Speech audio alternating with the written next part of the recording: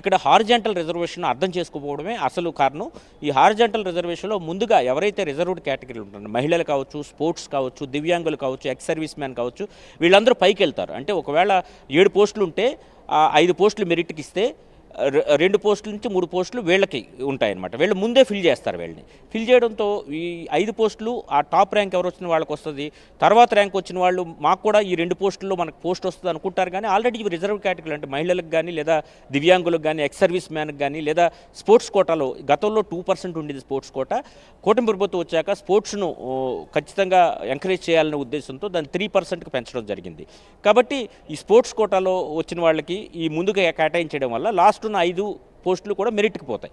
వీళ్ళు తమకు 1:1 తమను కూడా పిలిచారు కదా అంటే హారిజాంటల్ రిజర్వేషన్లో ఎవరైనా మిస్ అయితే, మధ్యలో ఎవరైనా రాకపోతే కనుక అక్కడికి వాళ్ళ ప్లేస్లో వీళ్ళు వెళ్ళే అవకాశం ఉంది. కాబట్టి ముందు జాగ్రత్త చర్యగా ఎంపిక ప్రక్రియలో దీనికి సంబంధించి నియామక ప్రక్రియలో ఎలాంటి ఇబ్బందులు లేకుండా ఉండేందుకు అందరినీ పిలవడం జరిగింది. ఎవరైతే మెరిట్ లిస్టులో ఉన్నారో, దగ్గరికి ఎవరు ఉన్నారో వాళ్ళందరినీ పిలవడం జరిగింది. వాళ్ళని సర్టిఫికేట్ వెరిఫికేషన్ చేశాక ఈ హారిజాంటల్ రిజర్వేషన్ చూసుకున్న తర్వాత ఎవరైతే దాంట్లో ఎలిజిబుల్లో వాళ్ళందరూ కూడా దాంట్లో ఫిట్ అయ్యే విధంగా చూసుకున్నారు. ఇది కేవలం రాష్ట్ర ప్రభుత్వం నిర్ణయించింది కాదు, సుప్రీంకోర్టు గైడ్లైన్స్ ప్రకారమే ఈ మొత్తం నియామకాలు జరిగాయని కూడా ఇప్పటికే అధికారులు 2-3 సార్లు ప్రెస్ మీట్ పెట్టి మరీ చెప్పారు. అదేవిధంగా సంబంధిత శాఖలకు సంబంధించినటువంటి అధికారులతో పాటు మంత్రులు కూడా దీనికి సంబంధించి అనేక మార్లు వివరణ ఇచ్చినప్పటికీ కూడా వైసీపీ దీన్ని కావాలని లాగే ప్రయత్నం చేస్తోంది. దాని మూలంగానే ఈరోజు ముఖ్యమంత్రి చాలా సీరియస్గా, ఘాటుగా స్పందించారు. నిరుద్యోగులందరికీ మీరు క్షమాపణలు చెప్పాలని కూడా చెప్పడం జరిగింది. 5 ఏళ్ల కాలంలో జాబ్ క్యాలెండర్ విడుదల చేస్తారని చెప్పి 1 సంవత్సరం కూడా జాబ్ క్యాలెండర్ విడుదల చేసిన పరిస్థితి అయితే లేదు.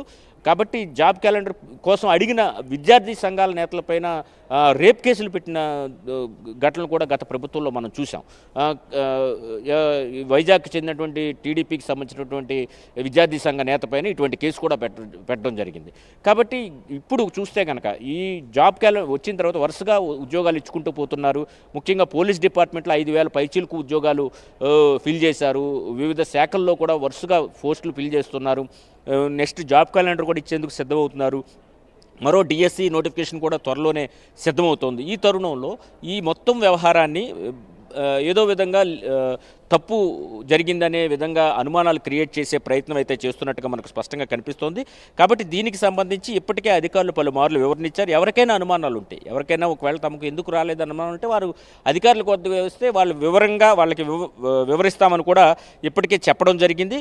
వర్టికల్ రిజర్వేషన్కి హారిజాంటల్ రిజర్వేషన్కి ఉన్న భేదం ముఖ్యంగా వర్టికల్ రిజర్వేషన్ వచ్చేసరికి ముందుగానే ఎస్సీకి లేదా ఎస్టీకి లేదా బీసీకి, ఓసీ, ఈడబ్ల్యూఎస్కి ఇన్ని సీట్లు అనేది నిర్ణయించబడతాయి. ఎక్కడైతే ఏంటంటే ఈ హారిజాంటల్ రిజర్వేషన్కి వచ్చారు ప్రతి రిజర్వేషన్ సీట్ దగ్గర మిగతా వాళ్ళు ఎవరైతే ఉన్నారో వాళ్ళందరూ కూడా పైకి వస్తూ ఉంటారు. కాబట్టి దీనికి సంబంధించి అర్థం చేసుకోకపోవడం వల్లే ఈ పొరపాటు అనేది జరిగిందని చెప్పుకోవచ్చు. అదే సమయంలో వైసీపీ సిబిఐ విచారణకు దీనికి ఆదేశించాలని కూడా జగన్ ట్వీట్ చేయడం జరిగింది. నిజానికి చెప్పాలంటే ఈ మొత్తం ప్రక్రియ అయితే పూర్తి స్థాయిలో చాలా పారదర్శకంగా జరిగింది అనేది అధికారులు అనేక మార్లు చెప్పారు. ఎటువంటి తప్పులు జరగలేదు. ఏమైనా అనుమానాలు ఉంటే మీరు వస్తే నివృత్తి చేస్తామని కూడా చెబుతున్నప్పుడు కూడా ఈ రోజు కూడా వైఎస్ఆర్సీపీ నుంచి కానీ ఆ పార్టీ నుంచి కానీ ఎవరు ముందుకు రాలేదు. అసలు ఈ నోటిఫికేషన్ ఎప్పుడైతే కూటమి సర్కార్ అధికారంలోకి వచ్చిందో మెగా డిఎస్సి 2025ని అనౌన్స్ చేశారు. 16,347 పోస్టులకు సంబంధించి ఏప్రిల్ 20 నోటిఫికేషన్ ఇచ్చారు. అదేవిధంగా దరఖాస్తులు చివరి తేదీ మే 15న, మాక్ టెస్టులు మే 20 నిర్వహించారు. హాల్ టికెట్ డౌన్లోడ్కు 30 మే 2025 నుంచి కల్పించడం. కంప్యూటర్ బేస్డ్ టెస్ట్ ఏదైతే టీసీఎస్ అయాన్ ఏదైతే దేశవ్యాప్తంగా చాలా పేరెన్నికగా ఉన్నదో ఆ ప్లాట్ఫామ్ మీద దీన్ని నిర్వహించడం జరిగింది. అదేవిధంగా జూన్ 6, 2025 వరకు కూడా ప్రాథమిక కీ విడుదల చేశారు. అభ్యంతరాలు తీసుకున్న తర్వాత 8 జూలై 2025 అభ్యంతరాల స్వీకరణ 8 నుంచి అదేవిధంగా 15 వరకు తీసుకుని ఫైనల్ కీని తర్వాత 7 రోజుల్లో విడుదల చేశారు. మెరిట్ లిస్ట్ను కూడా తర్వాత ఫైనల్ చేయడం జరిగింది. ప్రక్రియ మొత్తం చాలా సజావుగా జరిగి మొత్తం 16,347 పోస్టుల్లో దాదాపు ఈ స్పోర్ట్స్ కోటాలో కూడా సుమారు 300 చిల్లర పోస్టులను ఫిల్ చేయడం జరిగింది. ముఖ్యంగా SGT, school assistant, TGT, PGT, PET, principals వీళ్ళకి సంబంధించినటువంటి పోస్టులు అయితే మాత్రం వీటిలో ఫిల్ చేయడం జరిగింది. అయితే ప్రక్రియ అంతా సజావుగా జరగడంతో ముఖ్యంగా త్వరలోనే ఒక జాబ్ క్యాలెండర్ కూడా ఇచ్చేందుకు కూటమి సర్కార్ సిద్ధమవుతుండడంతో ఇది తమ పార్టీకి కూడా ఇబ్బంది. కాబట్టి ఇటువంటి అసత్య ప్రచారాలు, అభూత కల్పనలు ప్రచారం చేసే ప్రయత్నం అయితే వైసీపీ చేస్తున్నట్టుగా మనకు కనిపిస్తుంది. ఫైనల్గా ఇవాళ ముఖ్యమంత్రి కూడా నువ్వు క్షమాపణ చెప్పు, లేదా వాస్తవాలు చెప్పిన తర్వాత ఏమైనా ఉంటే నిరూపించాలి. రెండిట్లో ఏదో జరగాలి. ఆల్రెడీ దానికి సంబంధించినటువంటి ప్రక్రియ కూడా దాటిపోయింది. ఎందుకంటే అధికారులు కూడా పాయింట్ టు పాయింట్ మీరు అన్నట్లుగా వివరణ ఇచ్చారు. ఇప్పటికి కూడా ఇస్తామని చెప్పడమే కాదు, డీటెయిల్స్ అన్నీ కూడా బహుశా వాళ్ళ వెబ్సైట్లో కూడా అప్లోడ్ చేసినట్టున్నారు. ఎవరైనా చూసుకోవచ్చు, ఇదేం రహస్యం కాదు అనేటువంటిది. సో ఈ తరుణంలో కూడా ఇంకా వారు విమర్శలు ప్రతి విమర్శలు చేస్తున్న సందర్భంలో ఇవాళ ముఖ్యమంత్రి ఘాటుగా రియాక్ట్ అయిన నేపథ్యంలో ఇకనైనా దీనికి వైసీపీ ఫుల్ స్టాప్ పెట్టేటువంటి అవకాశం ఉంటుందా, లేకపోతే ఇంకా ఈ ప్రక్రియను ఇలానే కొనసాగిస్తూ దాదాపు 3,36,000 మందికి పైగా రాశారు. సో 15,900 పోస్టులు భర్తీ అయినాయి. సో ఈ గ్యాప్ని చూసుకొని ఎవరైతే రానున్నారో వాళ్ళని ఇంకా కూడా ఈ రెచ్చగొట్టే ప్రయత్నానికే పాల్పడే అవకాశాలు ఉన్నాయా? ఇప్పటికే అధికారులు ఒక విషయం స్పష్టం చేశారు. మెరిట్ లిస్టు ఆన్లైన్లో లేకుండా తీశారని ఏదైతే చెప్పారో అది తప్పు అని వాళ్ళు చెప్పారు. ఆన్లైన్లో మెరిట్ లిస్ట్ ఉందని స్పష్టం చేయడం జరిగింది. కాబట్టి మెరిట్ లిస్ట్ కావాలంటే ఆన్లైన్లో చూసుకోవచ్చు. ఎవరికైనా అనుమానం ఉంటే తమ వద్దకు రావాలని కేస్ టు కేసు ఎవరైతే జగన్మోహన్ రెడ్డిని కలవడానికి వెళ్ళారో డిఎస్సి ఎవరైతే నిరాశ చెందిన అభ్యర్థులు అని చెప్పి వారందరూ కూడా జగన్మోహన్ రెడ్డిని కలవడానికి వెళ్ళారు. వాళ్ళందరూ ఫోటోలు వాళ్ళ డీటెయిల్స్ అన్నీ కూడా కేస్ బై కేసు కూడా అధికారులు ప్రెస్ మీట్ పెట్టి మరీ వివరించారు. వీళ్ళ కిందికి రాలేదు, వీళ్ళకి ఈ కారణంతో రాలేదు, వీళ్ళకి ఈ కారణంతో రాలేదు.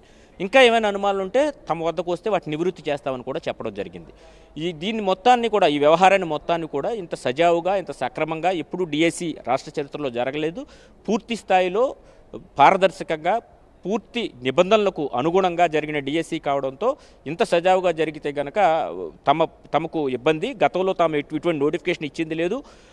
భవిష్యత్తులో తాము ఎలాంటి ఏ నోటిఫికేషన్ ఇచ్చినా ఇంత సజావుగా చేయాల్సి ఉంటుందనే ఒకవేళ అధికారుల్లోకి వచ్చే పరిస్థితి లేదు. వస్తే కనుక ఇలాంటి సజావుగా చేయకపోతే ప్రజల నుంచి కూడా వ్యతిరేకత వస్తుందని భావించారేంటో దీంట్లో కూడా లిటిగేషన్ వెతికే ప్రయత్నం చేస్తున్నారు. ముఖ్యంగా దీనికంటే ముందు వరుసగా కొన్ని అంశాలు తీసుకున్నారు, రాజకీయపరమైన అంశాలు. వీటిలో కూడా వారు సక్సెస్ కాని పరిస్థితి ఉంది. కాబట్టి ఇక విద్యార్థులను కొద్దిగా ఆవేశం ఉంటుంది కాబట్టి వాళ్ళని రెచ్చగొట్టి వాళ్ళతో అభ్యర్థులను రెచ్చగొట్టే ప్రయత్నం అయితే చేశారు. అది కూడా సక్సెస్ కాలేదని మనం చెప్పుకోవచ్చు.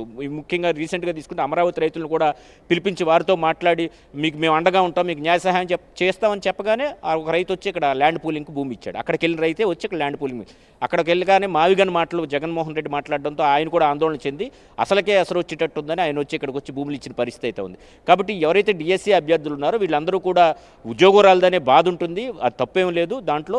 కాకపోతే దాన్ని రాజకీయ అవసరాలకు మాత్రం వైసీపీ వాడుకునే ప్రయత్నం చేస్తుందనే విషయాన్ని కూడా వాళ్ళు గుర్తుంచుకుని వారు కూడా ఎందుకు తాము అభ్యర్థిత్వం ఖరారు కాలేదనేది కూడా అధికారులను అడిగి తెలుసుకుంటే మంచిదనే అభిప్రాయం సర్వత్రా వ్యక్తం అవుతుంది. Right, thank you Satya. So ఇది రాష్ట్రంలో డిఎస్సి వ్యవహారం పైన వైఎస్ఆర్సీపీ సంబంధించి చేస్తున్నటువంటి రాద్ధాంతం కావచ్చు, లేదా దీంట్లో అక్రమాలు జరిగాయి, అన్యాయాలు జరిగాయి, దీనిపై సిబిఐ చేత విచారణ జరపాలని చెప్పి వారు డిమాండ్ చేస్తుంటే ఇవాళ ముఖ్యమంత్రి చంద్రబాబు నాయుడు చాలా క్లియర్గా ఆయన క్షమాపణ చెప్పాలని చెప్పి కూడా డిమాండ్ చేస్తారు. ఎందుకంటే ప్రభుత్వమో లేకపోతే రాజకీయ నాయకులో ఉన్నటువంటి వారో హోదాలో ఉన్నటువంటి వారే కాదు, అధికార యంత్రాంగం కూడా వచ్చినటువంటి ప్రతి విమర్శకి దానికి సంబంధించినటువంటి క్లారిటీ ఇచ్చారు. సో అయినప్పటికీ ఇంకా ఏదైనా సమస్య ఉంటే కూడా మొత్తం దానికి సంబంధించి వివరణ ఇచ్చేందుకు, లేకపోతే ఎవరికి ఎన్ని వచ్చాయి, ఏం జరిగిందని చెప్పేదానికి కూడా సిద్ధమని చెప్తున్నటువంటి పరిస్థితి. ఇలాంటి సందర్భంలో ఇంకా నిరుద్యోగులు,